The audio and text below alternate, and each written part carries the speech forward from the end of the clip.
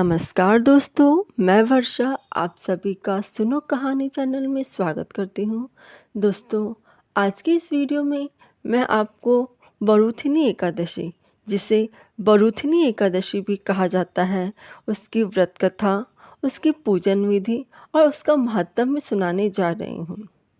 दोस्तों, एक बार महाराज युधिष्ठिर ने श्री कृष्ण जी से पूछा, हे वासुदेव, आपको नमस्कार है। वैशाख मास के कृष्ण पक्ष में किस नाम की एकादशी होती है, उसकी क्या महिमा है, कृपा करके मुझे बताइए। भगवान श्री कृष्ण बोले, राजन, वैशाख कृष्ण पक्ष की एकादशी वरुथिनी के नाम से प्रसिद्ध है। यह इस लोक और परलोक में सौभाग्य प्रदान करने वाली है। वरुथिनी के व्रत से ही सदा सौख्य का लाभ और पाप की हानि होती है। यह समस्त लोगों को भोग और मोक्ष प्रदान करने वाली है। वरुथिनी के ही व्रत से मानधाता और धुंधुमार आदि अन्य अनेक राजा स्वर्गलोक को प्राप्त हुए हैं। जो 10,000 वर्षों तक तपस्या करता है, उसके समान ही फल वरुथिनी के व्रत से भी मनुष्य को प्राप्त कर लेता है। हे राजन, घोड़े के दान से हाथी का दान श्रेष्ठ है।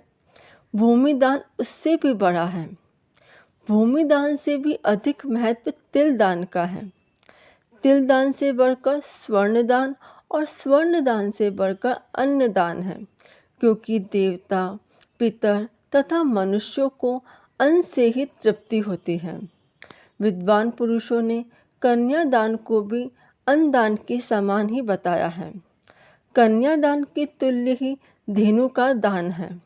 यह साक्षात भगवान का कथन है। ऊपर बताए हुए सब दानों से बड़ा विद्या दान है। मनुष्य वरुथिनी एकादशी का व्रत करके विद्या दान का भी फल प्राप्त कर लेता है। जो लोग पाप से मोहित होकर कन्या के धन से जीविका चलाते हैं, वे पुण्य का क्षय होने पर यातना में नरक में जाते हैं। अतः सर्वथा प्रयत्न करके कन्या के धन से बचना चाहिए। उसे अपने काम में नहीं लाना चाहिए। जो अपनी शक्ति के अनुसार आभूषणों से विभूषित करके पवित्र भाव से कन्या का दान करता है, उसके पुण्य की संख्या बताने में चित्रगुप्त भी असमर्थ है। वरुथिनी एकादशी करके भी मनुष्य उसी के समान फल प्राप्त करता है। व्रत करने वाला वैष्णव पुरुष दशमी तिथि को कांस, उड़द, मसूर, चना, कोदो, शाक, मधु, दूसरे का अन्न, 2 बार भोजन तथा मैथुन, इन 10 वस्तुओं का परित्याग कर दे। एकादशी को जुआ खेलना, नींद लेना, पान खाना, दातुन करना, दूसरे की निंदा करना, चुगली खाना, चोरी, हिंसा, मैथुन, क्रोध तथा असत्य भाषण, इन 11 बातों का त्याग दें। द्वादशी को कांस, उड़द, शराब, मधु, तेल, पतितों से वार्तालाप, व्यायाम, परदेश गमन, 2 बार भोजन, मैथुन, बैल की पीठ पर सवारी और मसूर, इन 12 वस्तुओं का त्याग करें।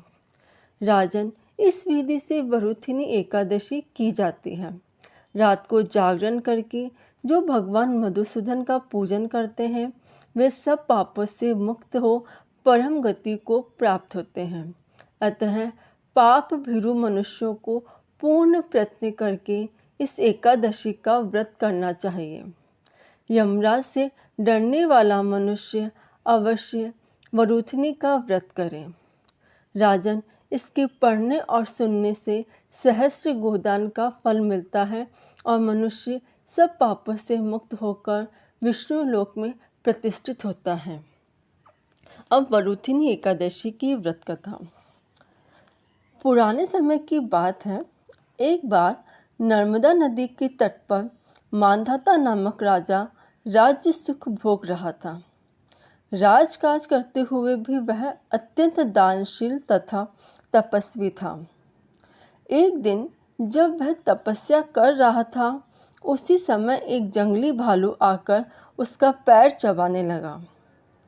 थोड़ी देर बाद वह राजा को घसीटकर वन में ले गया। तब राजा ने घबराकर तापस धर्म के अनुकूल हिंसा क्रोध न करके भगवान विष्णु से प्रार्थना की। भक्त वत्सल भगवान प्रकट हुए और भालू को अपने चक्र से मार डाला। राजा का पैर भालू खा चुका था, इससे वह बहुत ही शोकाकुल हुआ। विष्णु भगवान ने उसको दुखी देखकर कहा कि हे वत्स, मथुरा में जाकर तुम मेरी 12 अवतार मूर्ति की पूजा करो और वरुथिनी एकादशी का व्रत करो। उसके प्रभाव से तुम फिर से पूर्ण अंगों वाले हो जाओगे। भालू ने जो तुम्हें काटा है, यह तुम्हारा पूर्व जन्म का अपराध था। राजा ने इस व्रत का अपार श्रद्धा से किया तथा सुंदर अंगों वाला हो गया। बोलिए ओम नमो भगवते वासुदेवाय।